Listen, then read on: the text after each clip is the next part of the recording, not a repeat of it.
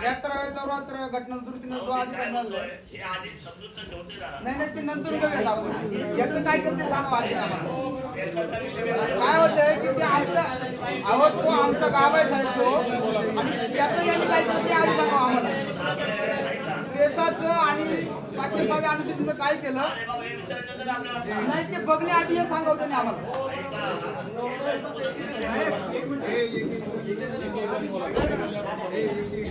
आम्ही बघतो ते त्याचा आदर करतो आम्ही परंतु याचं काय केलं नाही आधी. ऐका मॅडम हो आमदार साहेब संजूभाऊचं म्हणणं बरोबर आहे.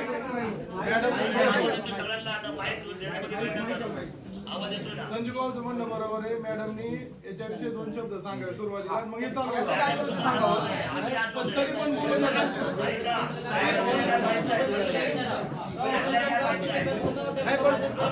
आमचं म्हणणं काय दादा आम्ही ऐकतो ते आम्ही ते समजून पण घेतो पण सुरुवात मात्र अशी उलटी करू नका मी काय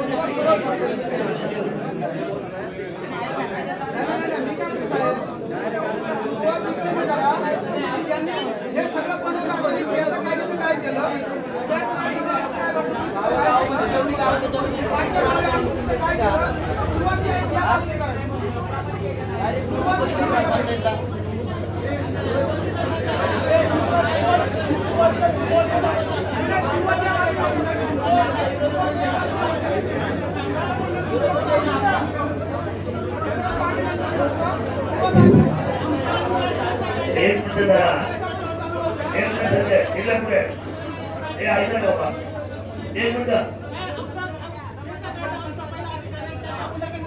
एक मिनिट हे ऐका राजा ऐका एक मिनिट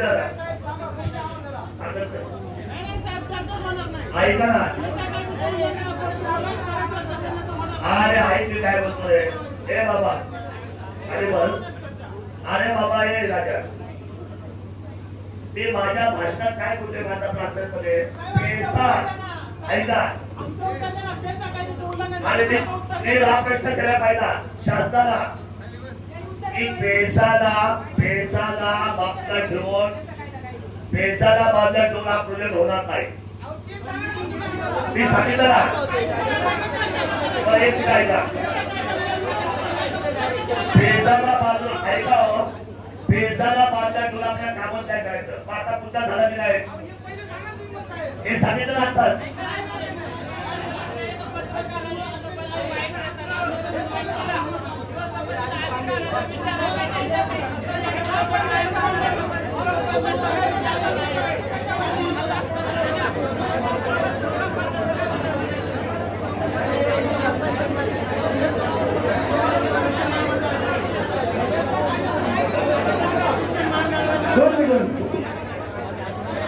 आपल्याला मीटिंग व्यवस्थितच करायचंय फक्त मुद्दा जो आहे ना खरं म्हणजे तो मुद्दा समजून घ्या म्हणजे आम्ही जे बोलतोय ना ते आपण मुद्दा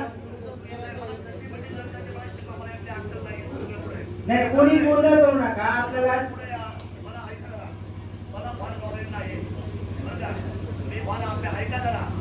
मला फक्त ही मीटिंग कशी रन करायची मुद्दा नाहीये आपण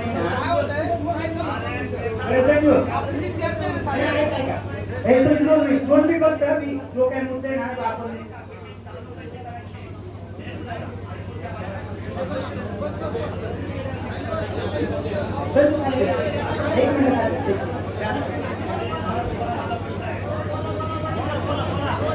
मुद्दा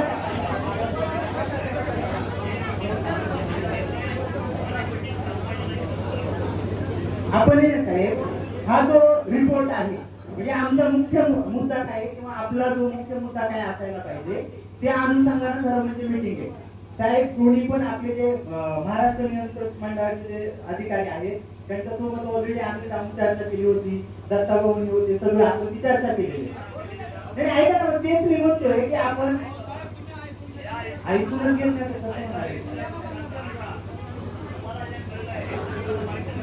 नाही ते सांगतो ना मग त्यानंतर आपण सुरू करू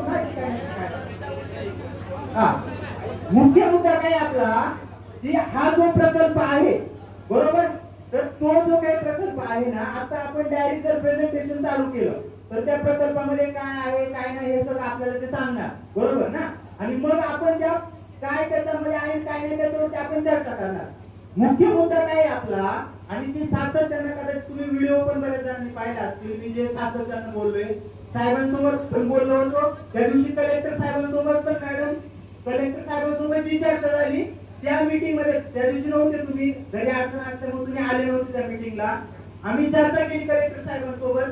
तर ते मुद्दे जास्त महत्वाचे, भाऊ देखील त्या दिवशी होते. मुख्य मुद्दा काय आहे की हा जो प्रोजेक्टचा रिपोर्ट जो बनवलेला आहे ना, तो रिपोर्ट बनवायच्या आधी, त्या रिपोर्ट बनवायच्या आधी खरं म्हणजे जे आपल्या ग्रामसभा आहेत ना, त्या ग्रामसभांमध्ये चर्चा करणं गरजेचं आहे. ते चर्चा करणं, आणि जे काही आता हे प्रेझेंटेशन असते ना, हे इथं प्रेझेंटेशन होणार, ते आमच्या ग्रामसभांमध्ये प्रेझेंटेशन होणार. हे झालेलं नाही, हे लक्षात घ्या.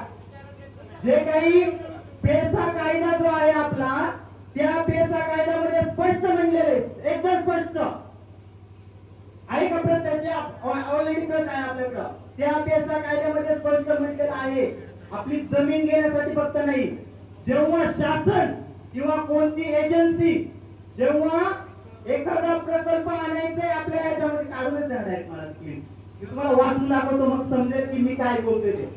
जेव्हा एखादा प्रकल्प आपल्या भागामध्ये, जो काही भाग आपला पेसा क्षेत्राचा भाग आहे, 26 नंबर मी तुम्हाला वाचून दाखवतो. त्या दिवशी कलेक्टर साहेबांसोबत पण मॅडम आम्ही ही चर्चा केलेली आहे. म्हणजे काय आहे की आपल्या अधिकाऱ्यांना सुद्धा खरं म्हणजे हे माहित आहे की माहित नसल्याचं सोंग आणलं जाते, ते माहित नाही. खरं म्हणजे पेसा कायद्याचा हा रिपोर्ट आहे, त्याच्यामध्ये 26 नंबरचा मुद्दा आहे, भूमी संपादनापूर्वी विचार विनिमय, या टायटल खाली आहे. शासन त्यावेळी अंमलात असलेल्या कोणत्याही कायद्याच्या तरतुदीमुळे अनुसूचित क्षेत्रामध्ये भूमी संपादनाचा विचार करीत असेल तर, हे लक्षात घ्या, जमीन आपली घेण्यासाठी नाही. जेव्हा शासनाने काय त्याचा रिपोर्ट म्हणजे विचार केलेला आहे, तो विचार जेव्हा करत असेल तेव्हा शासन किंवा संबंधित भूमी प्राधिकारी प्रस्तावासोबत पुढील लेखी माहिती ग्रामसभेकडे सादर करील. लेखी माहिती हा रिपोर्ट नाही, कचरा रिपोर्ट हा, लक्षात घ्या. लेखी माहिती त्याच्यामध्ये काय म्हटलंय, नैसर्गिक साधन संपत्ती व त्याच्या लगत राहणारी जनता, म्हणजे ती जनता कोणी, आपण आहे ती जनता, यांच्यावर प्रकल्पाच्या होणाऱ्या संभाव्य परिणामांसह प्रस्तावित प्रकल्पाचा संपूर्ण आराखडा, हा संपूर्ण आराखडा वायसाहेब आपल्या ग्रामसभांमध्ये मांडणं गरजेचं होतं. त्याच्यानंतर असं म्हटले की प्रस्तावित भूमी संपादनाचे तपशील, किती जमीन जाणार आहे, कोणाची जमीन जाणार आहे, कशासाठी काय, कोणकोणती जमीन वापरली जाणार आहे, याचा तपशील आमच्या ग्रामसभेमध्ये सादर करणं गरजेचं आहे. त्याच्यानंतर गावामध्ये स्थायिक होण्याची शक्यता असलेले नवीन लोक, म्हणजे जे येतील ना, प्रोजेक्ट राहिल्याच्या नंतर जे लोक येतील ते लोक आणि ते क्षेत्र व समाज यांवरील संभाव्य परिणाम आणि गावातील लोकांचा प्रस्तावित सहभाग, त्यांच्या नुकसान भरपाईची रक्कम, नोकरीच्या संधी, आमच्या कोणत्या पोराला तुम्ही नोकरी देणार, त्या नोकरीचं स्वरूप काय असणार आहे, मग आमच्या ऑफिस मध्ये याचा काय परिणाम होणार आहे ते देखील तुम्हाला सांगणं गरजेचं आहे.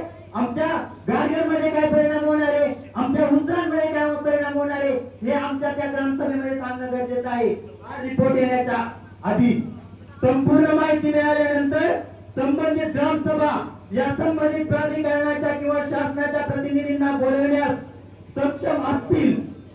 पुढचं लक्षात घ्या, समज पाठवलेल्या अशा सर्व व्यक्तींनी मुद्दाने स्पष्ट व अचूक माहिती सादर करणे अनिवार्य आहे. अधिकाऱ्यांना समज कोण पाठवणार आहे, तहसीलदारांना समज कोण पाठवणार आहे, कोण, ग्रामसभा. हे लक्षात घ्या, कोणी अधिकारी आम्हाला समज पाठवू शकत नाही. आमची ग्रामसभा ठरवेल की कलेक्टर असतील किंवा तहसीलदार असतील, त्यांना समज देण्याचा अधिकार आमच्या ग्रामसभेला आहे, हे लक्षात घेण्याची गरज आहे. त्यानंतर